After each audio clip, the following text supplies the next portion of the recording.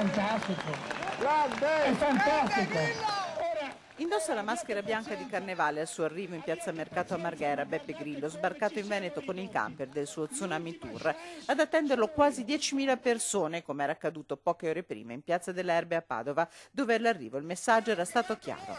La prima cosa che faremo è: devono andare via tutti! Basta! Populismo, sì!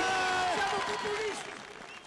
Davanti a una vera e propria folla, i candidati per il Senato e la Camera, tutti veneti, precisa Grillo, schierati dietro di lui e pronti a parlare, il leader del Movimento 5 Stelle presenta il suo programma: via i finanziamenti ai partiti, riduzione dello stipendio dei parlamentari e verifiche fiscali sui redditi dei politici, e con i soldi risparmiati un reddito di cittadinanza. E la prima cosa con questi soldi, se le recupereremo, e le recupereremo perché ci sono, fare immediatamente, per emergenza, un reddito di cittadinanza, immediatamente, per chi sta male. Io non voglio più vedere gente che mi abbraccia, che si incatena, che va lì 500 euro al mese sfrattati di casa. Basta!